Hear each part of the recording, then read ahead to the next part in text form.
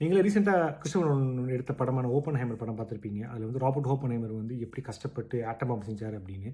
But Robert Oppenheimer வந்து ஒரு விசித்திரமான ஒரு கேரக்டர். அதுக்கு அவன் எக்ஸாம்பிள் தான் நான் சொல்ல போகிறேன். ராபர்ட் ஓப்பன்ஹைமர் பார்த்தீங்கன்னு வச்சுக்கோங்களேன், ஒரு தியரிட்டிக் ஃபிசிஸ்ட். அவர் வந்து எல்லாத்தையும் கால்குலேஷன் பண்ணி தன் மண்டையில் எல்லாத்தையும் யோசிப்பாரே தவிர ப்ராக்டிக்கலாக பண்ணுறது வந்து ஒரு அவ்வளோ பெருசாக விருப்பமில்லாத ஒரு விஷயம்.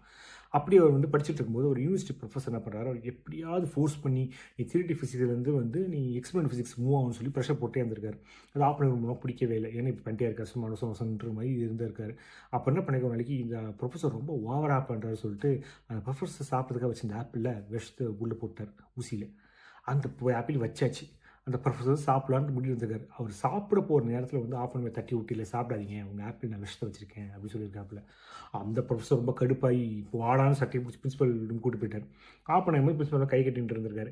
அப்போ அவங்க அப்பா அம்மா வந்து கொஞ்சம் காசு அதிகமாக இருக்க ஆட்கள். அவங்க வந்து எப்படி பேசி கீசி உங்கள் யூனிவர்சிட்டிக்கு நான் வந்து நிறைய டொனேஷன் தரேன்னு சொல்லி கன்வின்ஸ் பண்ணி ஆஃப் பண்ணாமல் காப்பாற்றினார்.